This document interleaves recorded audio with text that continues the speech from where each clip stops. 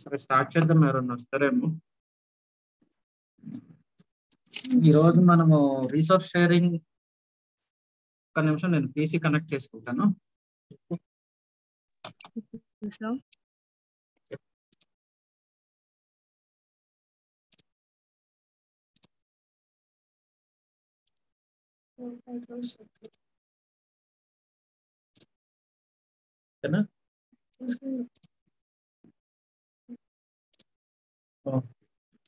ఈరోజు మనము ఇది క్లోజ్ చేద్దాము.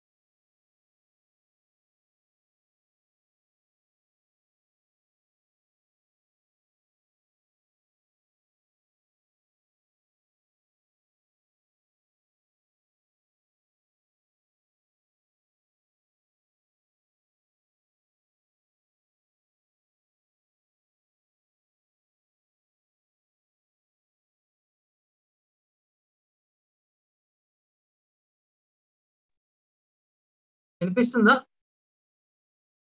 Hello.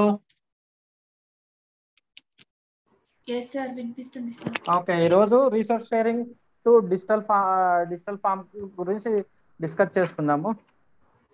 Okay sir. Digital access అంటే ఏంటి? డిజిటల్ యాక్సెస్ అంటే ఐడియా ఉందా?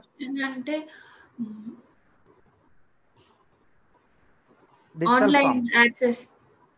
Online access any material we can read or you can see or audio usable any writing in system online mode or computer mode. It is a digital form.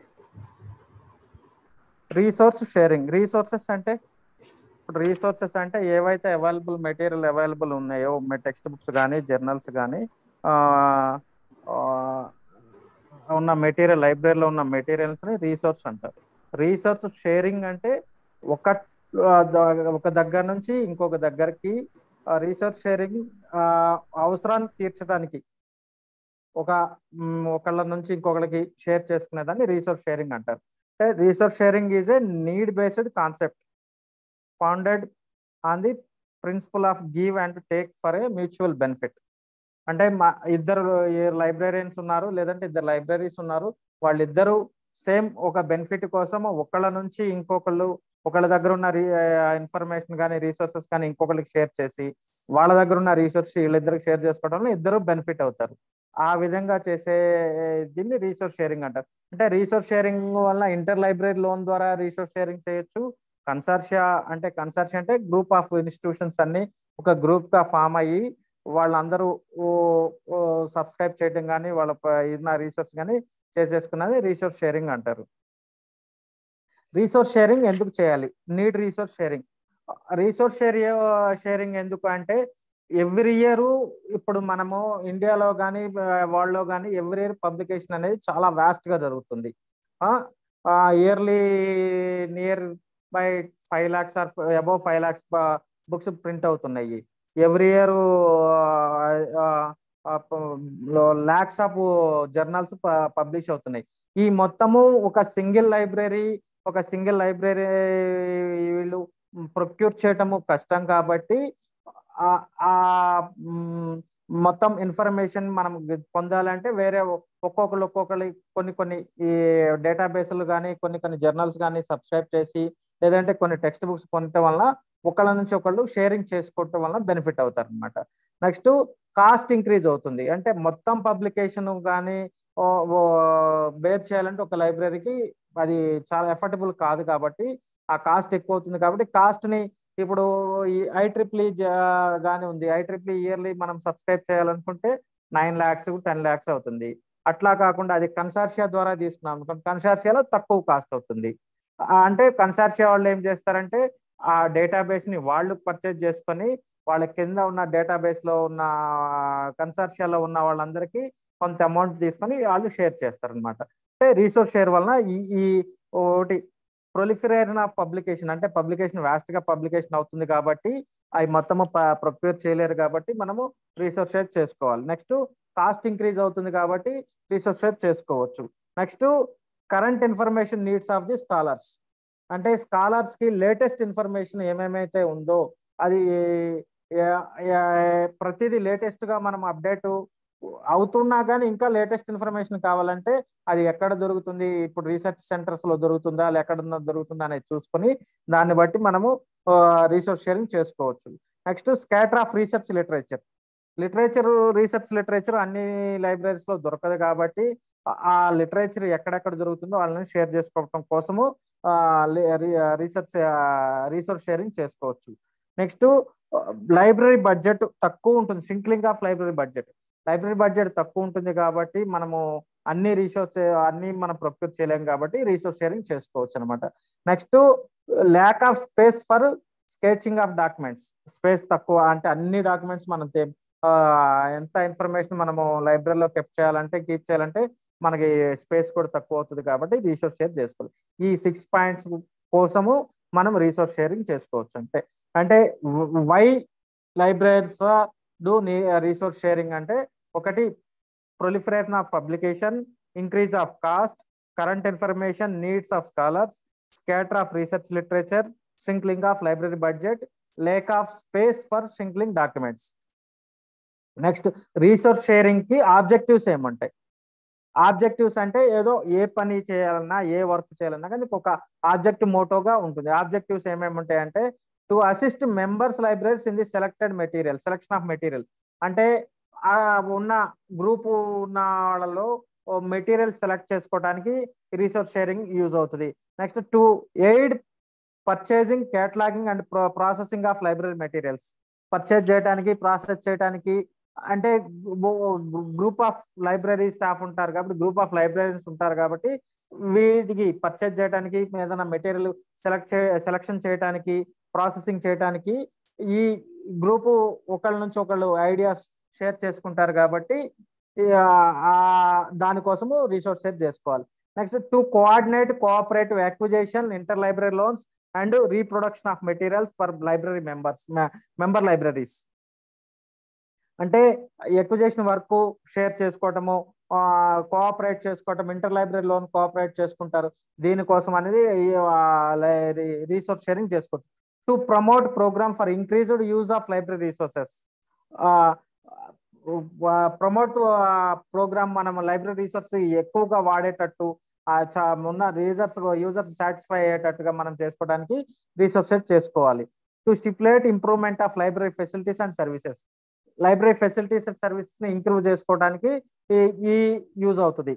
Next to cooperate in development of library personal లో కూడా cooperate అవుతూ వాళ్ళ development, వాళ్ళు personal గా అంటే professional గా కానీ ఈ క్వాలిఫికేషన్ పెంచుకోవడం కానీ వాళ్ళ సబ్జెక్ట్ ఇంక్రీజ్ చేసుకోవడానికి కానీ ఈ రీసోర్స్ చేసుకోవచ్చు.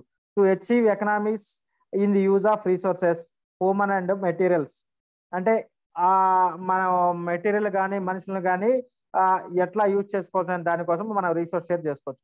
To felicitate sharing of material among the members of the group. ఈ గ్రూప్ ఆఫ్ మెంబర్స్ లో ఉన్న వాటిలో షేరింగ్ చేసుకొని ఒకళ్ళొకళ్ళకి ఫెలిసిటేట్ చేసుకోవడానికి ఇది యూజ్ అవుతుంది. అంటే ఈ ఆబ్జెక్టివ్స్ కోసం అంటే రీసోర్స్ షేరింగ్ ఆబ్జెక్టివ్స్ ఏంటి అంటే, ఒకటి వాళ్ళకి సెలక్షన్ మెటీరియల్ సెలెక్ట్ చేయడానికి అసిస్ట్ అవుతుంది. నెక్స్ట్ పర్చేసింగ్ కి, కేటలాగింగ్ కి, ప్రాసెసింగ్ కి యూజ్ అవుతుంది. నెక్స్ట్ కోఆపరేషన్ చేసుకోవడానికి యూజ్ అవుతుంది. దీనికోసం అనే చెప్పి రీసోర్స్ షేరింగ్ చేసుకోవాలన్నమాట. నెక్స్ట్ మెయిన్ ఏమేమి వాటిల్లో రీసోర్స్ షేరింగ్ ఏమేమి చేసుకోవాలి అంటే, యూనియన్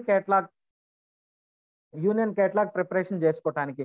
అంటే యూనియన్ కేటలాగ్ అంటే లైబ్రరీలో ఉన్న, ఇప్పుడు లైబ్రరీ మెంబర్స్ అందరూ ఉన్నారు, ఆ అందరిలో ఉన్న లైబ్రరీస్ అందరిలోకి ఒక కేటలాగ్ రెడీ చేసుకుంటారు. ఒక యూనియన్ కేటలాగ్ చేయడం అంటే, ఆ లైబ్రరీలో ఫర్ ఎగ్జాంపుల్ ఒక 10 లైబ్రరీస్ ఉన్నాయి అనుకోండి. ఈ 10 లైబ్రరీస్ లో ఉన్న మెటీరియల్ గురించి ఒక కేటలాగ్ రెడీ చేసుకుంటే, ఎవరికి ఏ ఇన్ఫర్మేషన్ కావాలన్నా ఆ కేటలాగ్ సెర్చ్ చేస్తే వాళ్ళు కావాల్సిన వాళ్ళు అది ఎక్కడ ఉంది అని చెప్పేసి వాళ్ళ ద్వారా ఫోన్ కానీ లేదంటే ఇన్ఫర్మేషన్ లెటర్ రాసి కానీ అక్కడ నుంచి మెటీరియల్ తెప్పించుకోవచ్చు.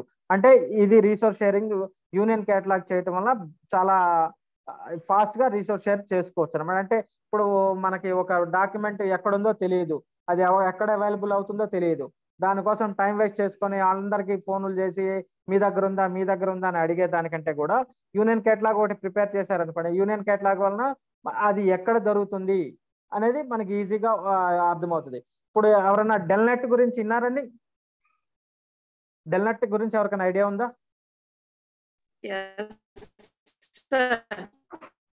హలో, డెల్నెట్ కూడా రీసోర్స్ షేరింగ్ కు ఒక ప్లాట్ఫామ్. అంటే ఇప్పుడు ఇంటర్ లైబ్రరీ లోన్లు, డెవలపింగ్ లైబ్రరీ నెట్వర్క్స్ వాళ్ళు ఏం చేస్తారంటే ఈ జర్నల్స్ సప్లై చేయటమే కాకుండా ఇంటర్ లైబ్రరీ లోన్ కూడా ప్రొవైడ్ చేస్తారు. ఇంటర్ లైబ్రరీ లోను అంటే ఇప్పుడు డెల్నెట్ లో ఉన్న లైబ్రరీలో ఉన్న అందరి మెటీరియల్ కేటలాగ్స్ డెల్నెట్ దగ్గర అవైలబుల్ ఉంటుంది. మనకి ఒక బుక్ కావాలి అనుకోండి, మనకి ఆ బుక్ దొరకలేదు.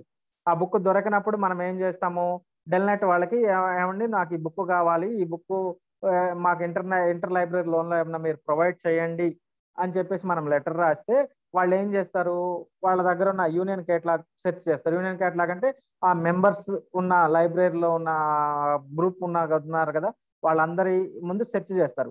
ఏ లైబ్రరీలో ఆ బుక్ అవైలబుల్ ఉంది సెర్చ్ చేస్తారు. అవైలబుల్ ఉందన్నాక తర్వాత వాళ్ళకి డెల్నెట్ వాళ్ళు ఏం లెటర్ రాస్తారు, పలానా హైదరాబాద్ లో పలానా కాలేజీకి ఈ బుక్ కావాలి, మీరు ఈ బుక్ ఇంటర్ లైబ్రరీ లోన్ ద్వారా పంపించండి అని చెప్పేసి వాళ్ళకి మెయిల్ పెడతారు. వాళ్ళు ఏం చేస్తారంటే ఆ బుక్ ని మనకి పార్సిల్ చేస్తారు ఒక 15 days రెంట్ బేస్ మీద. అంటే రెంట్ ఏం తీసుకోరు, పోస్టల్ ఛార్జెస్ మనమే బేర్ చేసుకోవాలి అప్ అండ్ డౌన్. అంటే వాళ్ళు పంపించినాక మళ్ళీ తర్వాత మనము బుక్ రిటర్న్ చేసేటప్పుడు కూడా సేమ్ అడ్రస్ కి లేదంటే డెల్నెట్ కి మనం రిటర్న్ చేయాలి, వాళ్ళు ఆ టైంలో చేయాలి. ఈ విధంగా రీసోర్స్ షేరింగ్ చేసుకోవచ్చు. ఇది యూనియన్ కేటలాగ్ ఉండటం వలన డెల్నెట్ కూడా సెర్చ్ చేస్తుంది కాబట్టి డెల్నెట్ ప్రతి ఇయర్ వాళ్ళ మెంబర్స్ లైబ్రరీస్ నుంచి మన దగ్గర ఉన్న మెటీరియల్ ఏమి ఉన్నాయో అనే ఆ మెటీరియల్ గురించి కేటలాగ్స్ వాళ్ళు ప్రొవైడ్ చేసుకుంటారు అనమాట, వాళ్ళు తీసుకుంటారు, దాంట్లో సెర్చ్ చేస్తారు. సేమ్ ఇంటర్ లైబ్రరీ లోన్, ఇప్పుడు డెల్నెట్టే కాకుండా ఇంటర్ లైబ్రరీ లోన్ అంటే మన ఏరియాలో ఉన్న లైబ్రరీస్ ఉన్నాయి, స్కూల్ లైబ్రరీస్ లేదంటే కాలేజ్ చుట్టుపక్కల ఒక 12 కాలేజీలు 10 కాలేజీలు ఉన్నాయి అనుకోండి. ఈ 12 కాలేజీలకి ఒకళ్ళకొకళ్ళు ఇంటర్ లైబ్రరీ లోన్ ఫెసిలిటీ ఇచ్చుకుంటే ఒకళ్ళ దగ్గర ఉన్న బుక్ ఇంకొకళ్ళ దగ్గర ఉండకపోవచ్చు. వాళ్ళ దగ్గర బుక్ ఉందంటే అరే బాబు మా ఫ్యాకల్టీకో మా స్టాఫ్కో స్టూడెంట్స్కో బుక్ కావాలి, ఈ బుక్ మీరు పంపించండి ఇంటర్ లైబ్రరీ లోన్ అని అంటే వాళ్ళు ఏం చేస్తారంటే మన కాలేజీ పేరు మీద ఇది చేసుకొని వాళ్ళు అది ఇష్యూ చేస్తారు. ఇష్యూ చేసినాక ఆ టైంలో మళ్ళీ రిటర్న్ చేయాలి. ఇంటర్ లైబ్రరీ లోపల ఇది. Next cooperative ventures, cooperative collection development. Cooperative ventures అంటే కోఆపరేషన్, ఒకళ్ళకొకళ్ళు ఇది చేసుకోవటం. అంటే ఫస్ట్ కలెక్షన్ డెవలప్మెంట్ ఎట్లా చేసుకోవాలి, కలెక్షన్ డెవలప్మెంట్కి ఏమేమి ప్రాసెస్ చేసుకోవాలి, ఎట్లా ఇది చేసుకోవాలి అనేది ఉంది. నెక్స్ట్ కోఆపరేటివ్ కేటలాగింగ్, అంటే ఒకళ్ళు కేటలాగింగ్ చేసేటప్పుడు హెల్ప్ చేయటము, వాళ్ళ కేటలాగింగ్ లో ఏమైనా డేటా ఎంట్రీ చేయటం కానీ లేదంటే కార్డ్స్ ప్రిపేర్ చేయటం కానీ ఇట్లా ఉంటుంది. Next cooperative storage. Cooperative storage అంటే అంతా కలిసి కొన్ని డాక్యుమెంట్స్ వేరే చోట స్టోరేజ్ చేసుకోవటం కానీ. Next cooperative documentation. ఈ అన్ని ఇంటర్ లైబ్రరీ లోన్ కిందకి వస్తాయి అన్నమాట. నెక్స్ట్ ఈ అంటే ఇంటర్ లైబ్రరీ వలన ఏమవుతుంది, యూనియన్ కేటలాగ్ ప్రిపేర్ చేయాలి, నెక్స్ట్ ఇంటర్ లైబ్రరీలోను ఇది చేయటం.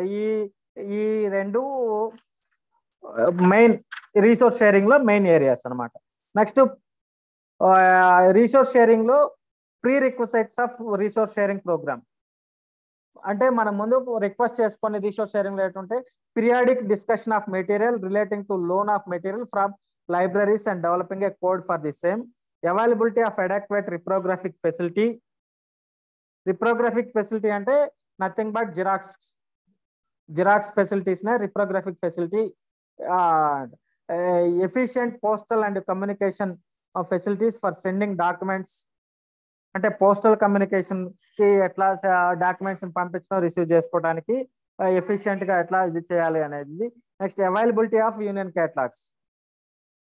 యూనియన్ కేటలాగ్ లో అవైలబిలిటీ పెట్టుకోవటం. ఈ ముందు ఇవన్నీ ఉండటం వలన మనకి అది రీసోర్స్ షేరింగ్ ఈజీగా అవుతుంది.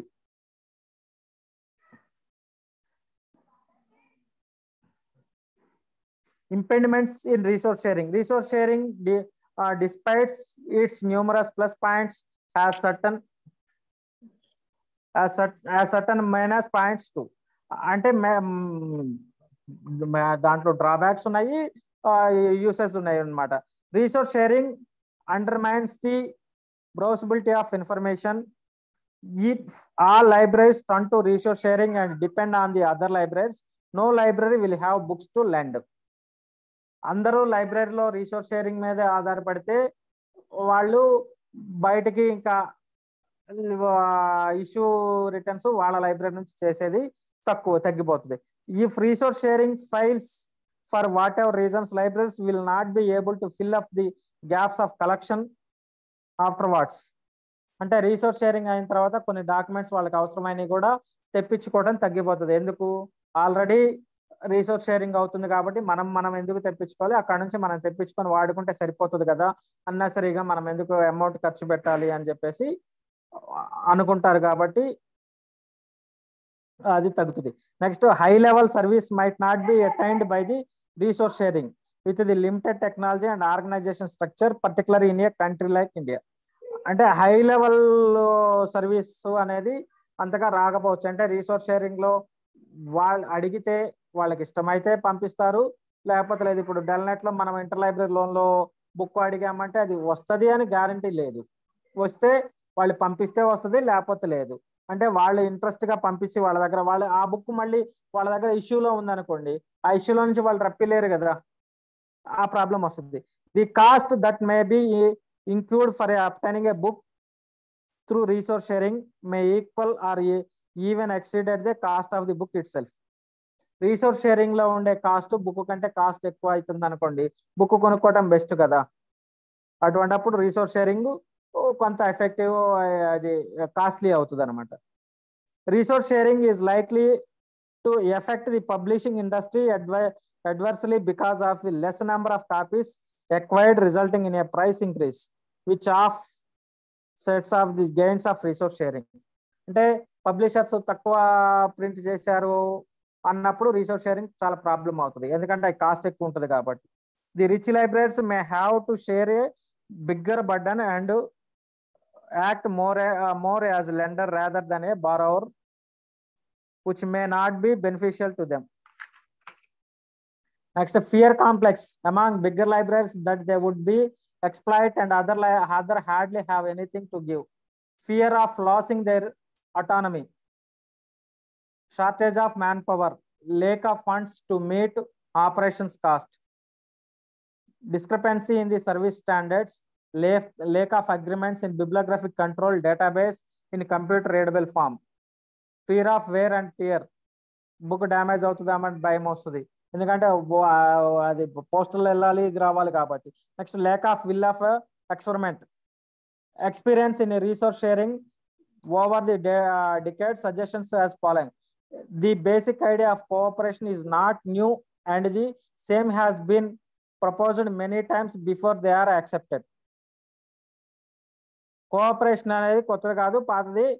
కాకపోతే అది ముందు మనం ప్రపోజ్ చేసేటప్పుడు చాలా సార్లు వాళ్ళు యాక్సెప్ట్ చేసి ఉండాలి, మనము ఇచ్చి ఉంటే మనకి రావచ్చు అనేది. Cooperating libraries must be convinced that the potential gain is worth the risk of some loss or individual libraries. కొంత లాస్ అవ్వచ్చు, రిస్క్ ఉంటుంది కాబట్టి అది కూడా దానికి రెడీ అయ్యి ఉండొచ్చు. Financial assistance beyond the contributions of the individual libraries is essential for the success of the programme. కొంత ఫైనాన్షియల్ అసిస్టెన్స్ కూడా కావాలి, ఎందుకంటే ఈ దీని రీసోర్స్ షేరింగ్ ఒకే లైబ్రరీ అందరికీ డిస్ట్రిబ్యూట్ చేయాలంటే ప్రాబ్లం అవుతుంది కాబట్టి కొంత ఏడి పంపించేస్తే దానికి. అందుకే డెల్నెట్ వాళ్ళు ఏం చేస్తారు, ప్రతి ఇయర్ మెంబర్షిప్ ఫీజుతో పాటు ఈ ఐఎల్ఎల్ ఛార్జెస్ కూడా కొంత కలెక్ట్ చేస్తాయి అనమాట. A carefully tested technology must be available for effective resource sharing using computer networks. అంటే ఈ టెక్నాలజీ అనేది కంపల్సరీగా అవైలబుల్ ఉంటే యూజ్ గా అవుతుంది. A strong organisation structure is necessary to ensure permanence of the resource sharing efforts. Organisation అంటే ఒక team work ఉండాలి, ఆ టీం వాళ్ళు అందరూ చాలా స్ట్రాంగ్ ఉండాలి అని. Next efforts in resource sharing overseas experience. Cooperative acquisition. ఈ ఎక్విజిషన్ స్కీమ్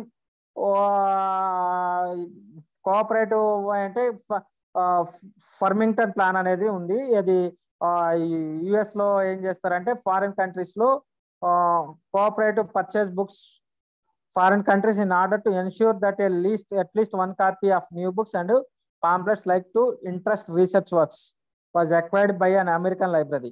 అంటే పబ్లిష్ అయిన ప్రతి బుక్ కానీ పాంప్లెట్ కానీ ఒక కాపీ అమెరికన్ లైబ్రరీకి పంపించాలన్నమాట.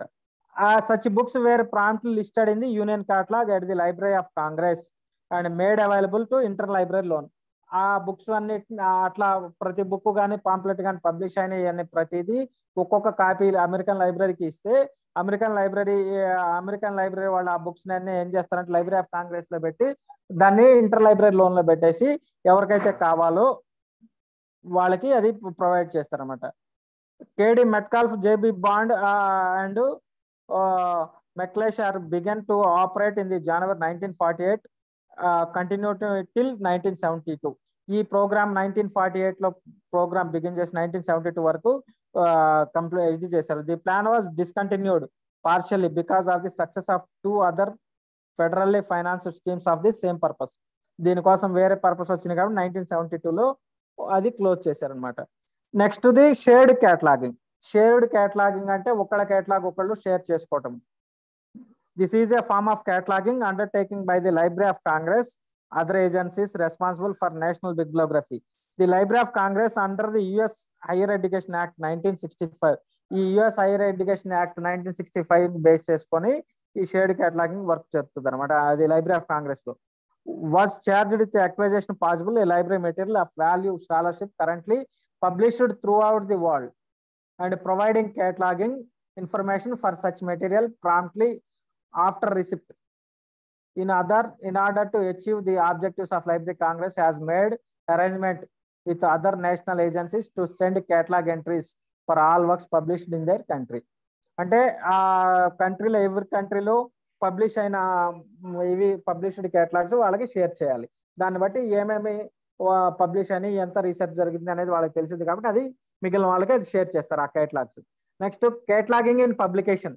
కేటలాగింగ్ ఇన్ పబ్లికేషన్ అంటే ఆల్రెడీ పబ్లిష్ అయిన బుక్సే కాకుండా నెక్స్ట్ ప్రపోజల్ పబ్లిషింగ్ కి నెక్స్ట్ వస్తున్న పబ్లికేషన్స్ ఏమున్నాయి అనేది ముందే రెడీ అవుతాయి. ఈ ఇయర్ లో ఈ బుక్స్ పబ్లిష్ అవుతాయి, ఈ ఇయర్ లో ఈ 2 months లో ఈ బుక్స్ పబ్లిష్ అవుతాయి అని చెప్పేసి ఉంటాయి. ఆర్ట్ కేటలాగ్ కూడా వాళ్ళు ప్రొవైడ్ చేసుకుంటారు. Cataloguing publish was pioneered the Library of Congress in 1971 and the British programme which closely resembles the US system become fully operational in 1977. The aim of the program is to provide bibliographic data for new books in advance of publication. అంటే publication కంటే ముందే ఏమేమి ఇది అవుతున్నాయి అనేది ముందే తెలుసుకుంటారు కాబట్టి వాటిని ప్రొక్యూర్ చేసుకోవడానికి ఇది అవుతుంది. దీన్ని లైబ్రరీ ఆఫ్ కాంగ్రెస్ కానీ British national bibliography service division BNB వాళ్ళు కానీ యూకేలో ఈ కేటలాగిన్ పబ్లికేషన్ ని వాళ్ళు ఇది చేసుకుంటారు. ఆ రికార్డు మొత్తం వాళ్ళ దగ్గర పెట్టుకుని అవి వాళ్ళకి మిగిలిన వాళ్ళకి షేర్ చేసుకుంటారు అనమాట. Next cooperative storage centre for research libraries. Cooperative storage అనేది రీసెర్చ్ లైబ్రరీస్ కి ఒక చోట, అంటే రీసెర్చ్ లైబ్రరీస్ అకాడమిక్ లైబ్రరీస్ కాకుండా రీసెర్చ్ లైబ్రరీస్ కి ఒక స్టోరేజ్ ప్లేస్ ఒక చోట పెట్టుకొని అక్కడ నుంచి షేరింగ్ చేసుకుంటారు. The centre house little used material from among the participating libraries. ఆ పార్టిసిపేటింగ్ లైబ్రరీస్ మెంబర్స్ ఎవరైతే ఉన్నారో వాళ్ళందరూ అక్కడికి వెళ్ళి షేర్ చేసుకోవచ్చు. The centre started functioning in 1951. The member of this centre shared operating cost. The centre scope now extended to all research libraries in USA and Canada, Mexico. Over the years, this center is also lending to its member libraries infrequently used to journals such as those in foreign language and highly specified subject fields. This is an excellent example of cooperative storage. అంటే చాలా foreign language లో అయినవి, ఎక్కువ cost ఉన్నవి, వేరే వేరే specialised subjects లో ఉన్న వాటిని వీళ్ళు ఇక్కడ స్టోర్ చేసుకొని ఆ మెంబర్స్ కి మెంబర్ లైబ్రరీస్ కి షేర్ చేసుకుంటారు అనమాట. ఇది బెస్ట్ ఎగ్జాంపుల్ రీసోర్స్ షేరింగ్ కి. Next online computer library center OCLC. OCLC ఎవరైనా విన్నారండి? ఓసిఎల్సి ఎవరికైనా idea?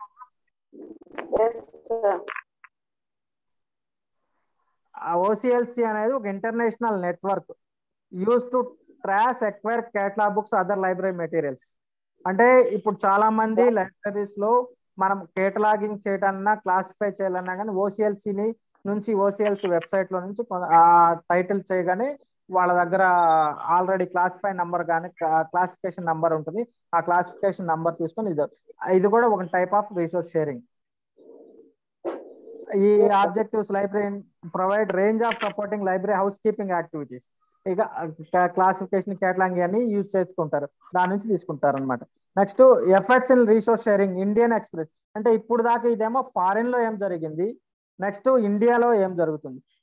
The need of resource sharing long the report S R Ranganathan submitted in 1959 and published in 1965. అంటే 59 లో ఆయన రికమెండ్ చేసి ఆ డాక్యుమెంట్ మొత్తం 1965 లో పబ్లిష్ చేశాడు అనమాట. Local regional and national conditions of book selection, subscriptions to learned periodicals and acquisitions of back volumes of periodicals among the libraries. Next, cooperation in the fullest use of holdings in the several libraries through a scheme of library interlibrary loan and production and continued maintenance of union catalog of learned periodicals and rare books of research value for the holdings of the libraries in the field social sciences and humanities by a public agency like INSDAC and natural sciences. The Sinha Committee report in 1959, which was mainly concerned with the public library system in the country, touched in the issue of recommending that issuing book its subjects of interest to certain group of the group in the public, admitting a research member of the more serious minded readers among the public, perform references functions of the state central library where these libraries are not yet established. However, resource sharing in any recognizable form began in 1970 with effect to compile union catalog of journals and social sciences service. ఇండియాలో ఈ union catalogue share చేసుకోవటము, union catalogue prepare చేయటము, union catalogue journals కి ఇది చేయటము అనేది ఈ first ఇన్స్డాక్ వాళ్ళు స్టార్ట్ చేశారు. నెక్స్ట్ ఇది ఇక్కడ నుంచి మెయిన్ ఇండియాలో రిసోర్స్ షేరింగ్ ప్రోగ్రామ్ మెయిన్ గా అవుతుంది. ఇన్ఫ్లిబ్నెట్ వాళ్ళు ఒకళ్ళు ప్రొవైడ్ చేస్తున్నారు, డెల్నెట్, నెక్స్ట్ నిస్కేర్ వాళ్ళు సైన్స్ ప్రోగ్రామ్ కి వాళ్ళకి ఇది అవుతుంది. డెల్నెట్ ఆల్రెడీ మీకు అందరికీ తెలుసు. నెక్స్ట్ ఇన్ఫ్లిబ్నెట్ కూడా ఆల్రెడీ మనం థర్డ్ లెసన్ లోను 4th లెసన్ లోను చెప్పుకున్నాము. ఈ ముగ్గురు రీసోర్స్ షేరింగ్ కి మేజర్ పార్ట్ సప్లై చేస్తున్నారు అన్నమాట, రీసోర్స్ షేరింగ్ చేస్తున్నారు మన ఇండియాలో. ఫస్ట్ ఏంటంటే national union cataloguing of scientific serials in India. National union catalogue of scientific serials in India అంటే సైంటిఫిక్ సైన్స్ లో వచ్చిన జర్నల్స్ మొత్తము ఏమేమైతే పబ్లిష్ అవుతున్నాయో ఏవైతే వాటన్నిటికీ నేషనల్ యూనియన్ కేటలాగ్ ప్రింట్ చేసి నేషనల్ యూనియన్ కేటలాగ్ ద్వారా దాని ద్వారా మా రీసోర్స్ షేరింగ్ చేస్తుంది. ఇది సైంటిఫిక్ రీసోర్స్ సెంటర్ లో సోషల్ సైన్సెస్ లో డాక్యుమెంటేషన్ ఫస్ట్ ఎప్పుడైంది 1970లో కేటలాగ్ ప్రిపేర్ అయ్యింది అనమాట. 1970లో ఇదైన తర్వాత next several attempts to construct such lists of for particular cities. Hyderabad, for instance, has an union catalog of periodicals published in 94.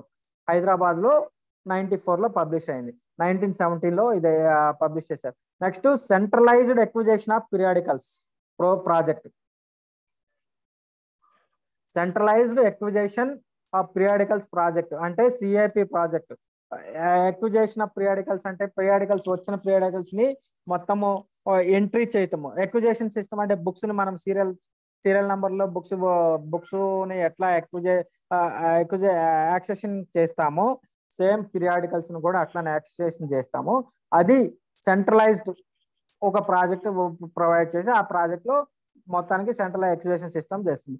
The CAP programme was a cooperative programme ruled by INSDOC in 1975. CAP programme ఎవరు చేస్తున్నారు? INSDOC చేస్తుంది. ఎప్పుడు? 1975 లో start చేసింది.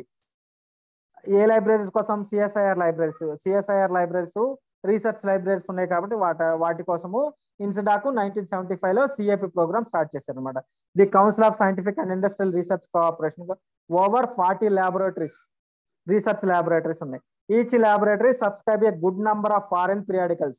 When a bulk order is placed with the publisher, they also give discount which proprietarily distributed among the participating laboratories in every year. వాళ్ళు కొన్ని lakhs of amount spend చేసి ఒక్కొక్క ల్యాబొరేటరీ ఒక్కొక్క కొంత అమౌంట్ స్పెండ్ చేసి చేస్తున్నప్పుడు ఆ ఇన్స్టాక్ లో ఉన్న మొత్తం సిఎస్ఐఆర్ లో ఉన్న మొత్తం ల్యాబొరేటరీస్ 40 ల్యాబొరేటరీస్ మొత్తానికి ఒక సెంట్రలైజ్డ్ ఎక్విజిషన్ అంటే అన్ని ల్యాబొరేటరీస్ కి వచ్చే జర్నల్స్ మొత్తము ఒక లిస్ట్ ప్రిపేర్ చేసి అది ఎక్కడ వస్తుందనేది అందరికీ షేర్ చేస్తారు. దీనివల్ల ఏమవుతుంది?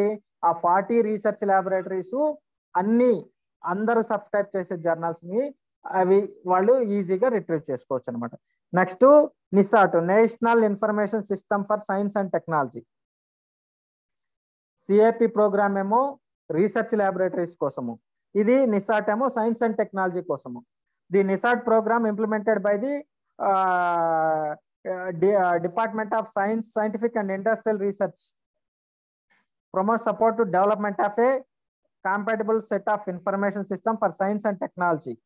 The approach adopted to bring the existing center systems services a higher level operations so that the interest of the national community. Among other objectives in NISAT are optimum utilization of existing information services and systems and the development of new ones, and promotion national and international cooperation and liaison for exchange of information. NISAT has incorporated a plan of action for updation of maintenance of National Union Catalog of Scientific Serials in India. This data has been converted into database with a view to making it appropriate for online searching and online ordering for articles. In NISAT programme scientific journals అన్నిటినీ serials వచ్చే ఇండియాలో publish అయ్యే వాటన్నిటి గురించి ఒక update list prepare చేసి అది ఏమవుతుంది? నిసాట్ had worked towards the rationalized of journals acquisition in several cities of India by constellation committee that calls of meeting of the libraries in a city. అట్లానే ఈ నిసాట్ ప్రోగ్రామ్ ద్వారానే ఏమైంది? మెట్రోపాలిటన్ సిటీస్ లో library networks ఏమొచ్చింది? క్యాలిబ్నెట్, డెల్నెట్ first first name ఏంటి, Delhi library network. Delhi library network తర్వాత development library network అయిపోయింది అనమాట. అట్లాగా మెట్రోపాలిటన్ సిటీస్ కి ఉన్న ఒక్కొక్క ఏరియాకి ఒక్కొక్క నెట్వర్క్ చేశారనమాట. అంటే ఇవి CALIBNET, DELNET, or net,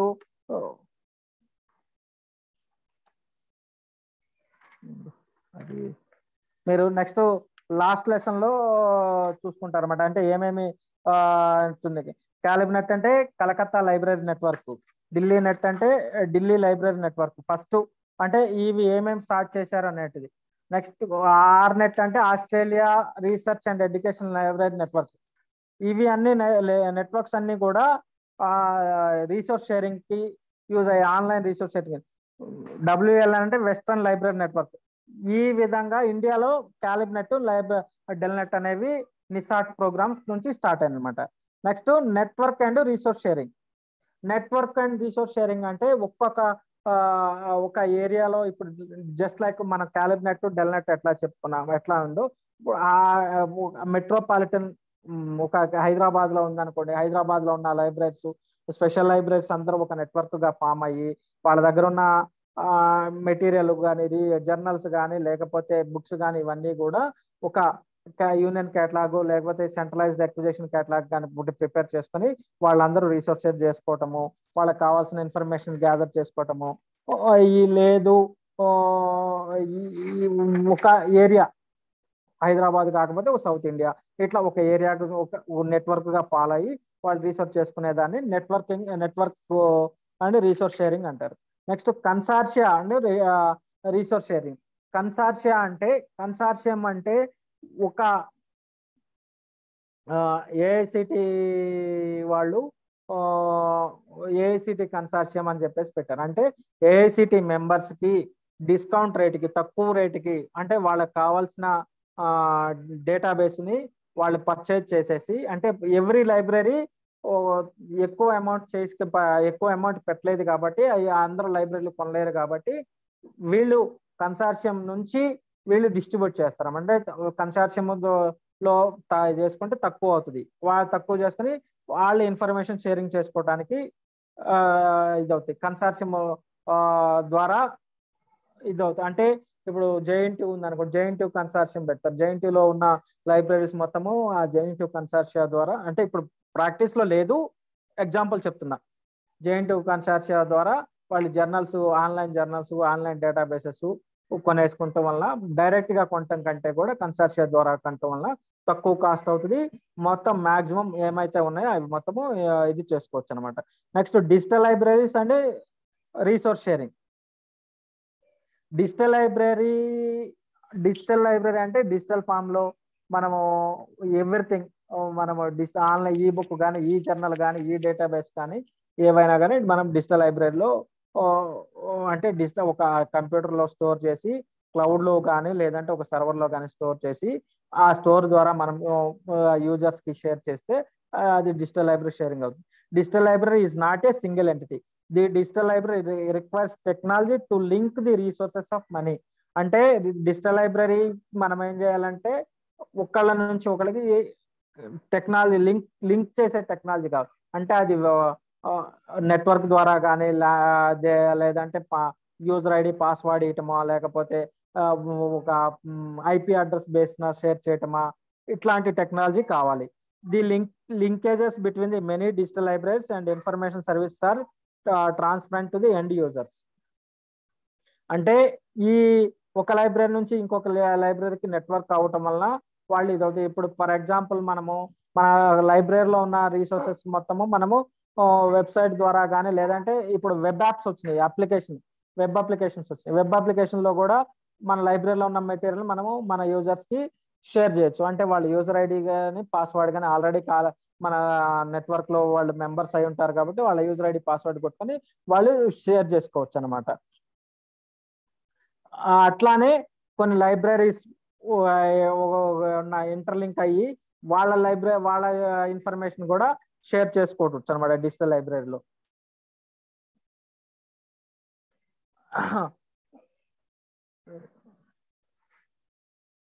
The purpose of digital library system identify a group of academic and research libraries in north America. North అమెరికాలో వాళ్ళ పర్పస్ ఏంటంటే to expedite A systematic development of the means of collect, store and organise information and knowledge in digital form and digital library collection, to promote the economical and efficient delivery of information to all sectors of society, to encourage cooperative efforts which leverage the considerable investment in the research resources, computing and communication network, to strengthen communication and collaboration between among the research, business, government and educational communities, to take an international leadership role in the generation and dissemination of knowledge in areas of strategic importance, to contribute to the lifelong learning opportunity to all citizens.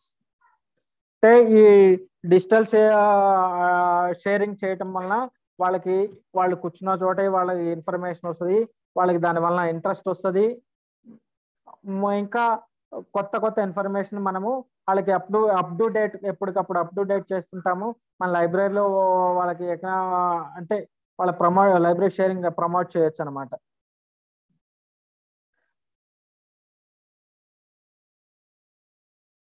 అంటే ఈ కొన్ని California digital library వాళ్ళు ఏం చేశారంటే వాళ్ళకి యూనివర్సిటీలో యుఎస్ఏలో ఉన్న యూనివర్సిటీలో 10 క్యాంపస్ మొత్తము ఒక campus 10 library of the 10 campus university, the California Digital Library provides access scholarly material to database or journal articles, abstracts and citations of electronic journal, published tools, reference database for the University of California. CDL collection services వాళ్ళు ఏమి ఇది చేస్తారంటే californiadigitallibrary.org ఈ website లో వాళ్ళు publication availability ఉన్న digital collection మొత్తం అందులో పెట్టేసి వాళ్ళు వాళ్ళ యూజర్స్ కి ఆ డిజిటల్ కలెక్షన్ ప్రొవైడ్ చేస్తారు అన్నమాట. డిజిటల్ ఇది నెక్స్ట్ కౌంటింగ్ కాలిఫోర్నియా అంటే గవర్నమెంట్ స్టాటిస్టిక్స్ కానీ గవర్నమెంట్ డేటాబేస్ కానీ వాళ్ళు ప్రొవైడ్ చేస్తారు. Next digital preservation program host the US libraries digital preservation program. Digital programming preservation ఇది చేస్తారు. నెక్స్ట్ ఈ scholarship edition provide access to nearly 2000 digital books from academic presses. A significant number of electronic books were available for free to public. ఈ 2000 e-books ని public కి provide చేస్తున్నారు అన్నమాట. Next ఈ scholarship repository open access repository అంటే ఒక information storage bank. అందులో open access public open access journals కానీ ఓపెన్ యాక్సెస్ ఇవన్నీ అందులో పెట్టేసి అవి పబ్లిక్ కి ఇదొకటి. ఓపెన్ యాక్సెస్ అంటే మనం ఫ్రీ యాక్సెస్ డబ్బులు పెట్టకుండా ఫ్రీగా ఏవైతే అవైలబుల్ ఉన్నాయో మనం సెర్చ్ చేయగానే అందరికి ఫుల్ టెక్స్ట్ అవైలబుల్ వచ్చాయని ఓపెన్ యాక్సెస్ అవుతాయి అనమాట. అంటే కొన్ని జర్నల్ ఆర్టికల్స్ మనం అవి సబ్స్క్రైబ్ చేస్తేనే మనకు ఓపెన్ అవుతాయి. అట్లా కాకుండా ఓపెన్ యాక్సెస్ లో సబ్స్క్రైబ్ చేయకుండా ప్రతి ఒక్కరికి ఫుల్ టెక్స్ట్ ఆర్టికల్ ఓపెన్ అవుతుంది అనమాట. Next licensed material more than 20,000 journals and 250 articles reference database are US libraries లో అది లైసెన్స్ తీసుకొని పెట్టారనమాట. Next Melvyl catalogue. ఈ క్యాటలాగ్ యుఎస్ లో ఉన్న 10 లైబ్రరీస్ యొక్క క్యాటలాగ్ ని అందులో ప్రొవైడ్ చేస్తారు. Next online archive of California అంటే ఆర్కైవ్స్ అంటే ఓల్డ్ ఏజ్ ఈ ఇయర్ కాకుండా దీనికి ముందు పబ్లిష్ అయిన మొత్తం ఆర్కైవ్స్ ఉంటాయి. ఆ ఆర్కైవ్స్ కూడా అందులో స్టోర్ చేసి పెట్టేశారు. Next request US faculty students and staff can request for items not available in their home campus via internet probable through Melvyl catalogue. అంటే వాళ్ళు రిక్వెస్ట్ కూడా పెట్టుకోవచ్చు. మెల్విల్ క్యాటలాగ్ లో లేని బుక్స్ కూడా వేరే బుక్స్ కానీ వేరే డాక్యుమెంట్స్ కానీ జర్నల్స్ కానీ ఏమన్నా ఉంటే అవి కూడా ఇది చేసుకోవచ్చు అనమాట. నెక్స్ట్ యూసీఈ లింక్స్ అంటే హైపర్ లింక్స్ ఆర్టికల్స్ లో నుంచి బుక్స్ సైటేషన్స్ లోంచి యూసీ లైబ్రరీ లొకేషన్ లోంచి యూసీ లింక్స్ అనే ద్వారా వాళ్ళకి ప్రొవైడ్ చేస్తారు. UC image services image services అంటే ఏవైతే ఫొటోస్ కానీ కొన్ని బ్లర్ కాకుండా హై రెజల్యూషన్ డిజిటల్ ఇమేజెస్ వాళ్ళకి ఇది చేస్తారనమాట. Next open access and resource sharing. Open access అంటే free, everything for free available గా ఉండేదాన్ని ఓపెన్ యాక్సెస్ అంటారు. అంటే open access literature free of charge and free most of copyright and licensed restrictions. OA archives or repositories. Open access archives అంటే open access లో కూడా మనము current publication అయిన current issues కాకుండా old issues, older issues, last 20 years 30 years మనం open చేసుకొని వాటిని మళ్ళీ డౌన్లోడ్ చేసుకొని మనం రిట్రీవ్ చేసుకోవచ్చు అనమాట. ఇప్పుడు అట్లానే ఓపెన్ యాక్సెస్ డిఓఏజే అని ఉంది. ఎప్పుడన్నా డిఓఏజే ఎవరన్నా విన్నారండి?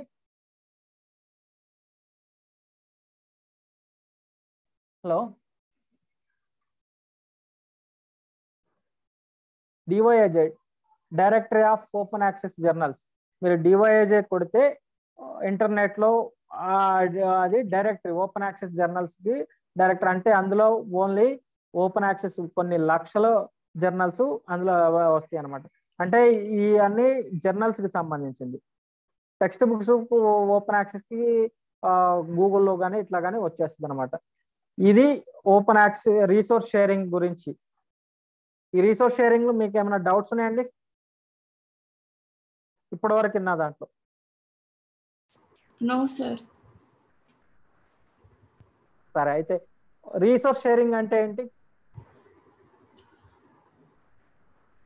ఇప్పుడు విన్నారు కదా. రీసోర్స్ షేరింగ్ అంటే రీసోర్స్ షేరింగ్ అంటే నేను డేటా చేసి షేర్ చేయడం వేరే లైబ్రరీస్ కి.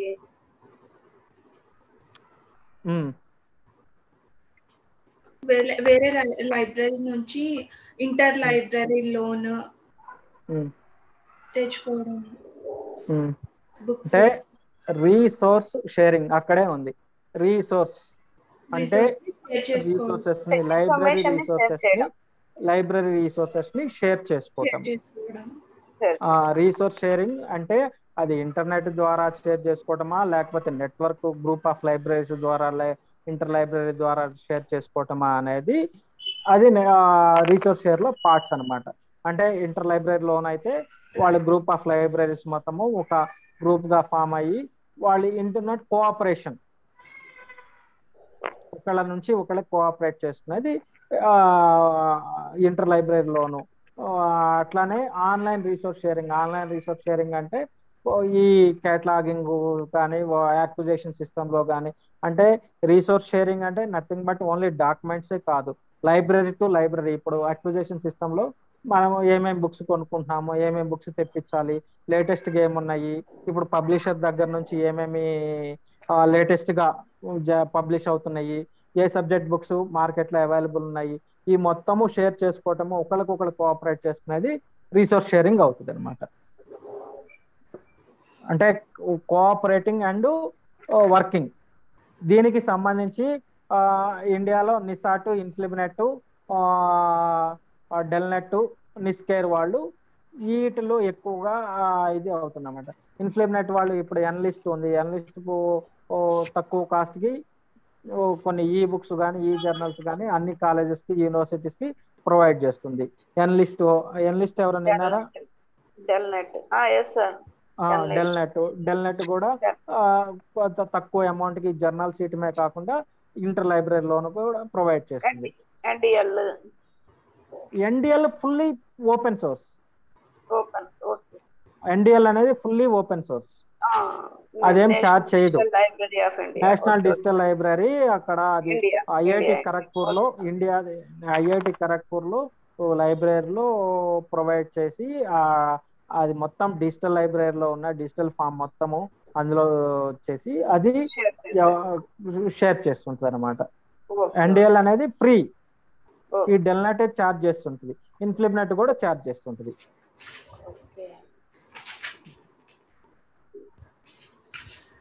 నెక్స్ట్ మనం ఇన్ఫ్లిబ్నెట్ గురించి కంప్లీట్ గా ఇన్ఫ్లిబ్నెట్ అంటే ఇన్ఫ్లిబ్నెట్ ఏం చేస్తుంది, ఇన్ఫ్లిబ్నెట్ ఆబ్జెక్టివ్స్ ఏంటి, వాటి మెంబర్షిప్ ఎట్లా చేసుకోవాలి, యూజీసీ కన్సార్షియం అయింది, ఇన్ఫ్లిబ్నెట్ ఏమేమి ప్రొవైడ్ చేస్తుంది, ఏమేమి ఆఫర్ చేస్తుంది అనేది నెక్స్ట్ లెసన్ చేసుకున్నాము. ఆ పై వచ్చే లెసన్ లో నెట్వర్క్స్, ఏమేమి నెట్వర్క్స్ ఉన్నాయి. దీంతో ఈ చాప్టర్ ఈ సబ్జెక్ట్ కంప్లీట్ అవుతుంది. ఇప్పటి వరకు జరిగిన ఏ లెసన్స్ లో అయినా మీకు ఏమైనా డౌట్స్ ఉంటే మీరు అడగొచ్చు ఇప్పుడు.